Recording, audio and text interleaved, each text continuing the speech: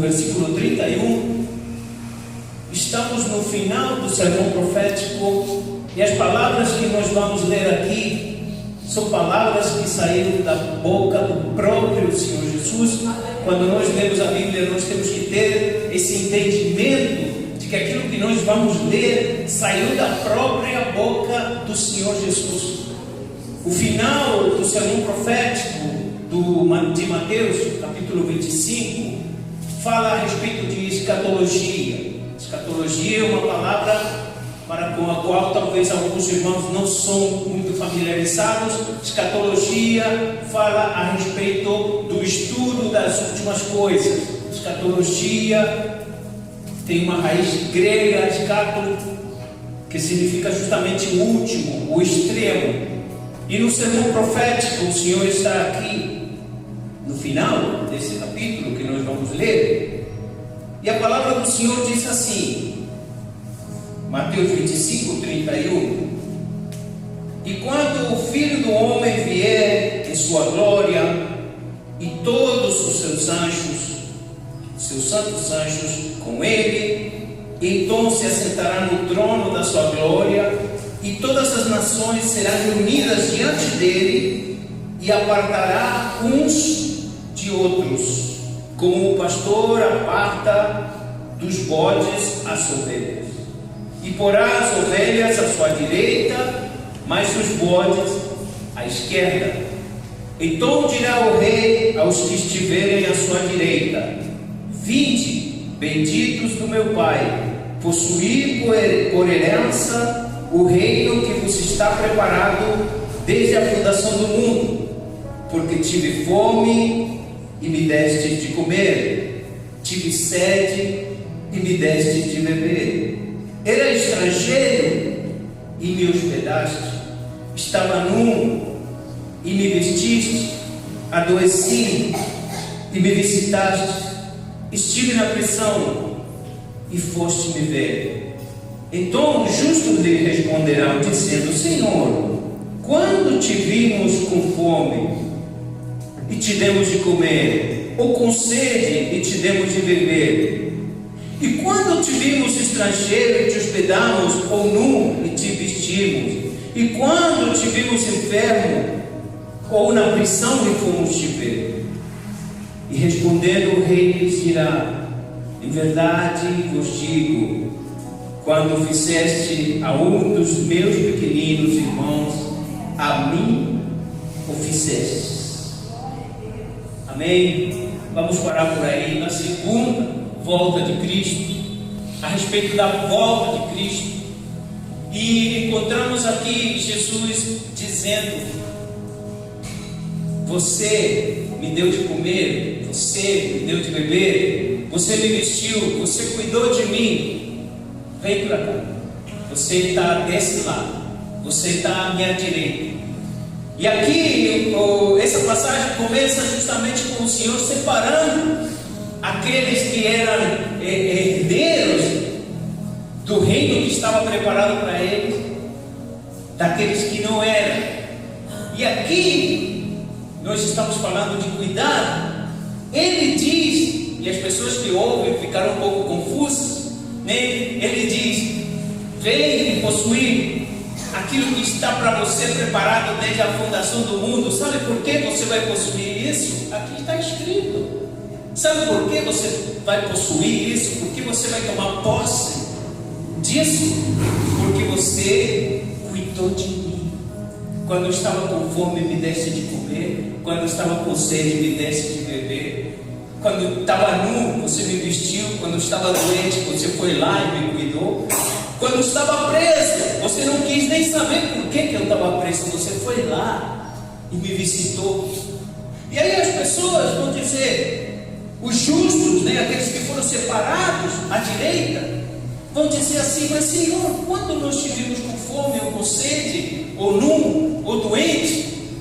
E ele vai dizer a coisa mais maravilhosa, que é para mim e para você, de entender a seriedade que tem de fazer o bem. Ele diz: Quando vocês fizeram por esses meus pequeninos vocês estavam fazendo por mim. E aí você entende que a coisa é muito séria, irmão. A coisa é muito séria, é mais do que a gente se imagina. Sabe por quê? Quando nós temos a oportunidade de fazer o bem e não o fazemos, nós estamos ficando à esquerda. O Espírito Santo está falando aqui, está escrito aqui. Quando você tem a oportunidade de fazer o bem e você não faz, você está indo mais para esse lado, mais para o lado dessa passagem, que depois mais para frente nós vamos ler o que acontece com aqueles que ficam à esquerda. É o que nos leva a pensar, irmão. Estamos falando a respeito de cuidado, e a coisa é muito séria. Ou você faz, ou você fica do outro lado. Irmão, não pense que dessa vez, na segunda vinda, o Senhor vai vir como Ele veio na primeira. Na primeira Ele veio como um cordeiro. Mas se você vai lá em Apocalipse capítulo 19, você vai ter uma ideia de como vai vir. O Senhor, Ele vai vir com as vestes salpicadas de sangue. O general, ele vai vir não como veio na primeira vez. E você não deixe de fazer o bem para alguém, contando com que na última hora o Senhor Jesus vai se compadecer, porque não é assim que funciona. Não é assim que funciona. A vida cristã não é premeditação. Não, hoje eu não vou fazer, talvez amanhã eu faço. Então tá, o Senhor Jesus é tão bom que Ele vai me perdoar, só que existe um tempo, e esse tempo é agora, e o tempo está acabando. Então o Senhor nos chama à reflexão para a gente pensar de que lado a gente quer estar, do lado do bode ou do lado das ovelhas. E aqui o Senhor descreve: vinde a mim, benditos do meu Pai, vinde a mim, benditos do meu Pai, possuir aquilo que é por herança sua desde o princípio. Mas aquelas pessoas, nem elas mesmas sabiam. É outra coisa que me chama a atenção desse texto, que elas nem mesmo elas sabiam a respeito disso. Senhor, quando que nós te vimos? Isso me leva a pensar que essas pessoas são verdadeiras. Essas pessoas são as pessoas verdadeiras, aquela que faz o bem sem olhar a quem, aquela que faz o bem sem esperar a recompensa. Não, sou eu, Senhor.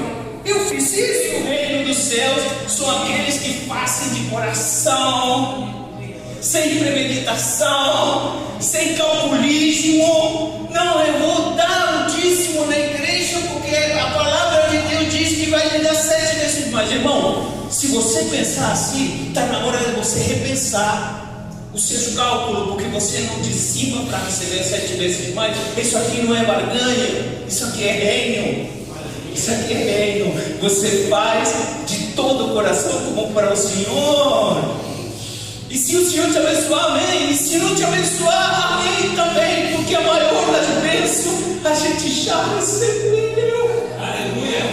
Ele morreu na cruz por mim, por você. Eu não quero mais nada, irmão. Eu não quero mais nada.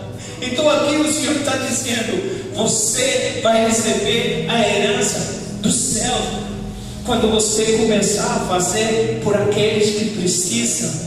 E nós estamos hoje na segunda mensagem que o Senhor me deu a oportunidade de trazer para a igreja. É como se fosse a continuação da mensagem do domingo, onde o Senhor falou a respeito de: se você quer ver a Cristo, olha para aquela mulher que está sentada na beira da calçada com uma criança nos braços bebendo bala. E aqui Ele está dizendo a confirmação. Aí Ele está dizendo: você está fazendo por mim quando você está fazendo por aquele que precisa. Sou eu que está lá.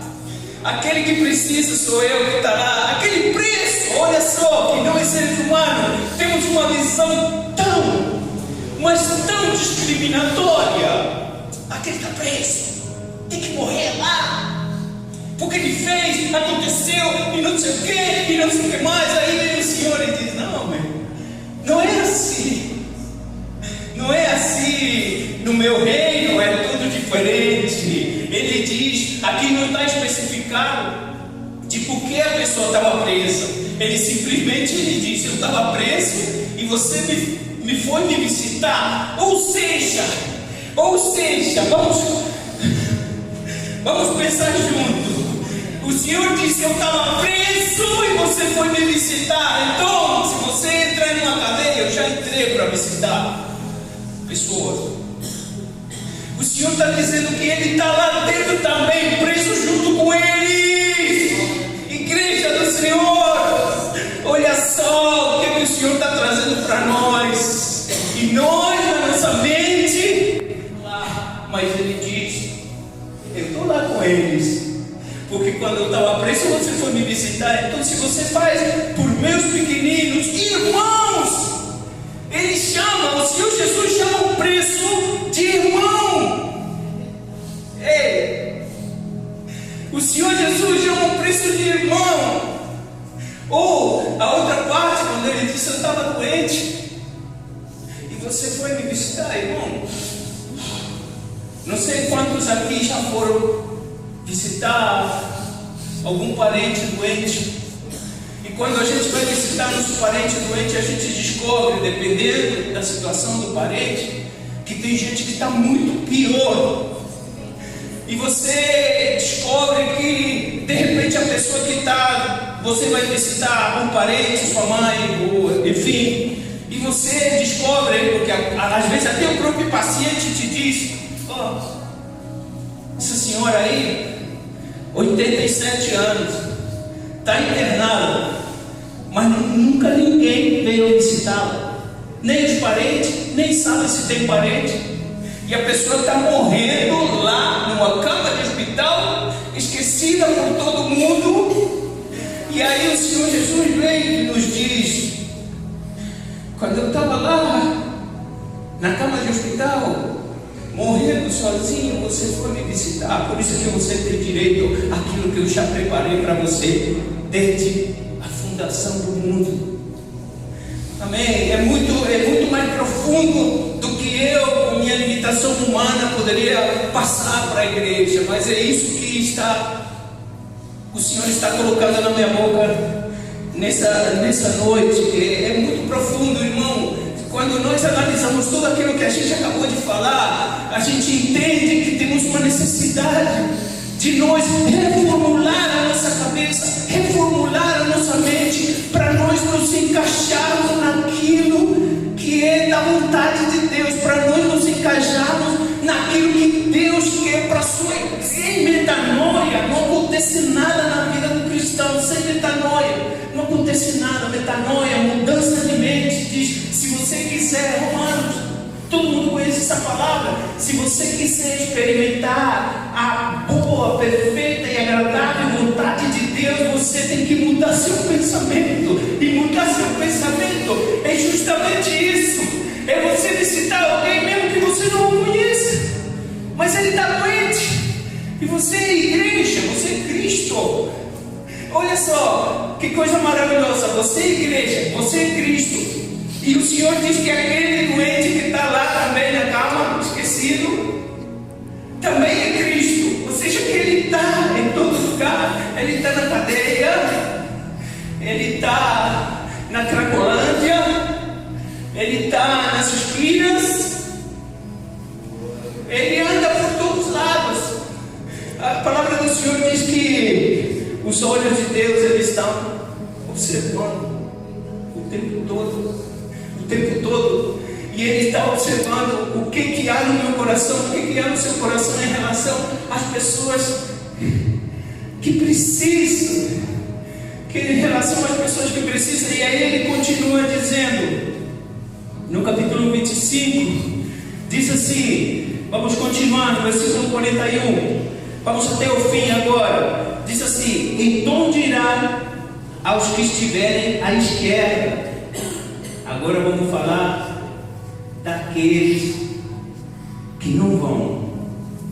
Diz assim: aqueles que que estiverem à sua esquerda, apartai-vos de mim, malditos, para o fogo eterno preparado para o diabo e seus anjos. Porque tive fome e não me destes de comer, tive sede e não me destes de beber, sendo estrangeiro não me recolhestes, estando nu não me vestistes, estando enfermo e na prisão não me visitaste. Então ele também responderá: Senhor, quando te vimos com fome ou com sede, ou estrangeiro ou nu, ou enfermo ou na prisão, e não te servimos? Então lhes responderá dizendo: em verdade vos digo, quando a um destes pequeninos não o fizeste para mim, irão estes para o touro da vida eterna.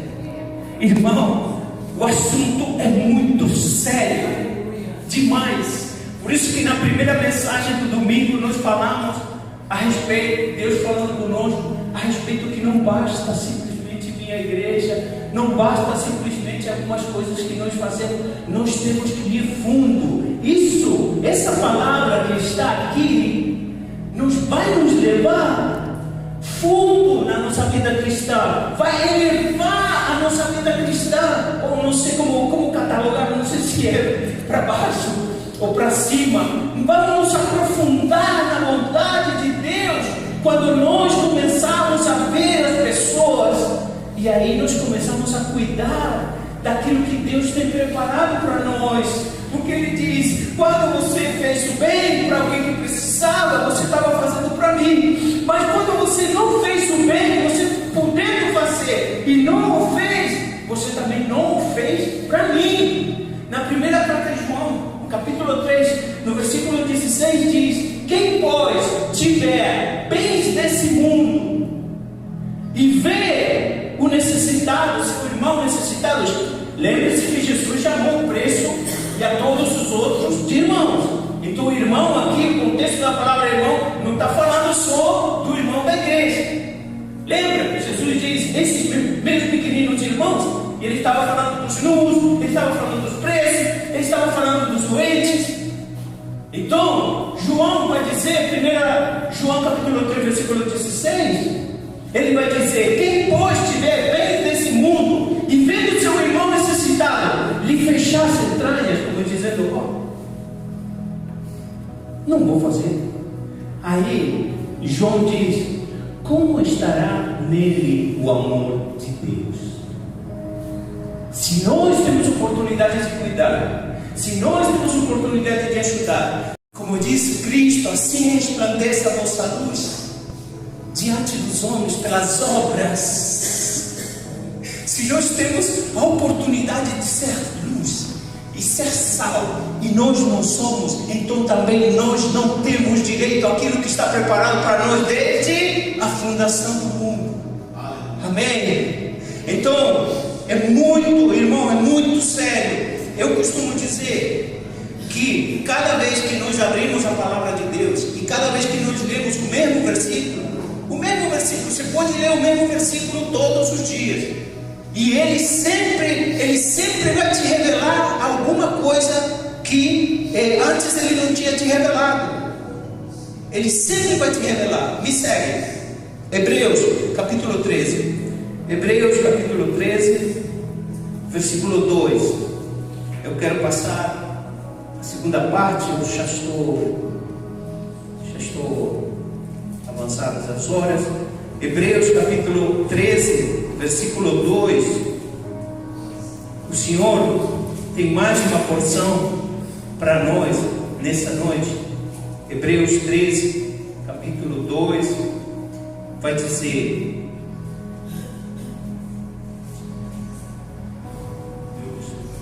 capítulo 2 diz: lembrai-vos dos preços, como se estivesseis presos com eles, e dos maltratados, como sendo vós mesmos também no corpo. E olha o que diz no 2.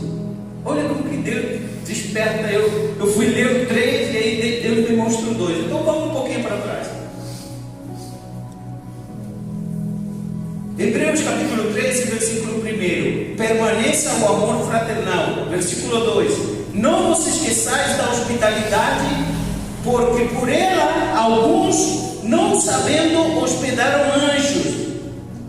E no 3 diz: lembrai-vos dos preços, como se estivesseis presos com eles, e dos maltratados, como sendo vós mesmos também no corpo.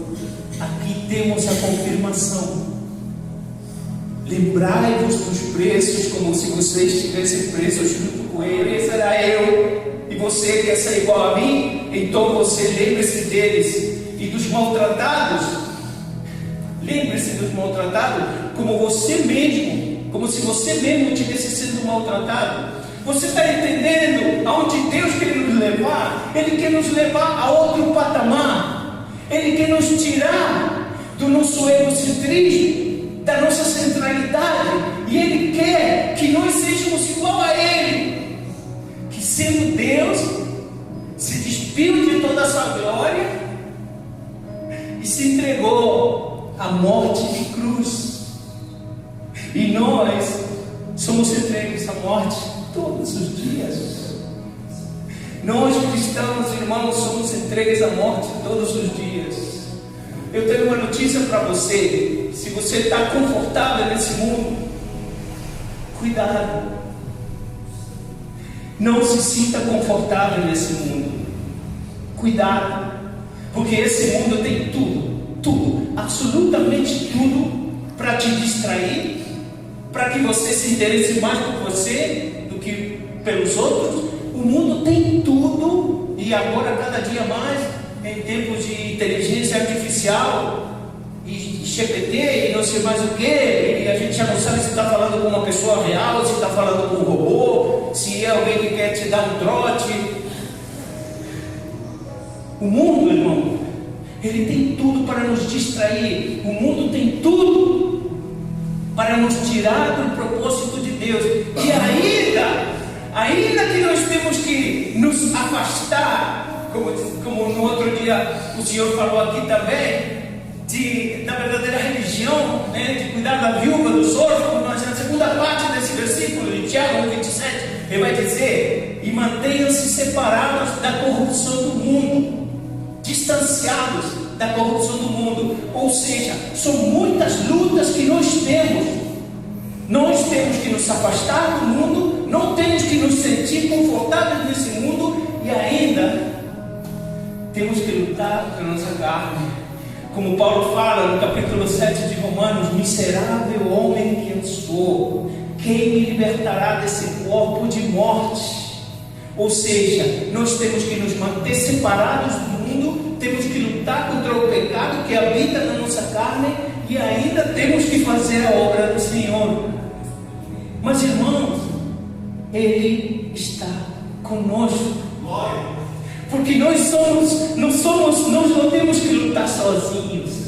Nós não temos que lutar sozinhos. Nós temos a Cristo que nos auxilia. Nós temos o Espírito Santo. Vou falar aqui mais uma vez uma mensagem maravilhosa que recebemos da parte de Deus no domingo de manhã, a respeito do Espírito Santo, o ministério do Espírito Santo. Ou seja, que se Ele nos enviou o Consolador, Ele nos enviou aquele que vai nos convencer do pecado, da justiça, do juízo. Ou seja, essa pessoa do Espírito Santo vai nos levar a outro patamar, para que nós possamos entrar dentro daquilo que Deus quer de nós. Ou seja, vamos fazer contas aqui. O que eu tenho que fazer é ficar assim com o Espírito Santo. Porque quanto mais a presença do Espírito Santo na minha vida, menos eu me importo comigo, mais eu me importo com os outros. E se eu menos me importo comigo e mais eu me importo com os outros, eu estou fazendo para Deus.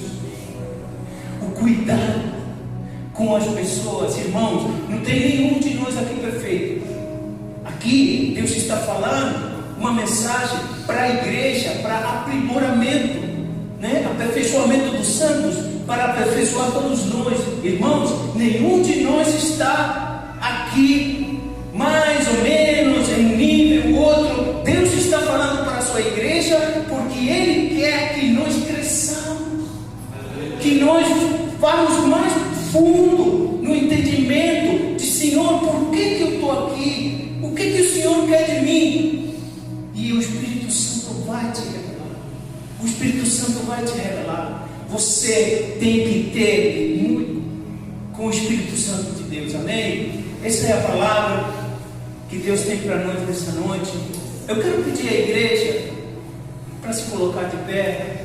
Eu quero fazer uma oração profética nessa noite. Essa foi a mensagem que o Senhor colocou para a igreja nessa noite. E Ele continua falando a respeito do aperfeiçoamento. Ele continua falando a respeito do desprendimento.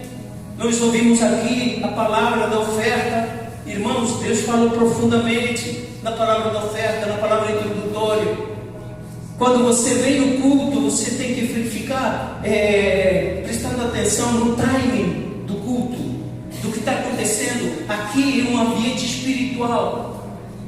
Então eu quero que você ore junto comigo nessa noite, porque vamos pedir a Deus para Ele acrescentar cada vez mais a presença dEle, para que cada vez mais a nossa imagem diminua. E lembra quando aqui falava a respeito de que alguns sem saber hospedaram anjos? Alguns sem saber hospedaram anjos, está aqui em Hebreu. Abraão recebeu uma visita de três homens. E a palavra diz que um desses homens era o anjo do Senhor. E quando no Velho Testamento está escrito o anjo do Senhor, a gente sabe que é a figura do Cristo. Então, meu irmão, não esqueça da hospitalidade, porque pode ser o próprio Senhor Jesus que está ali. Pode ser, com certeza. Amém? Vamos orar.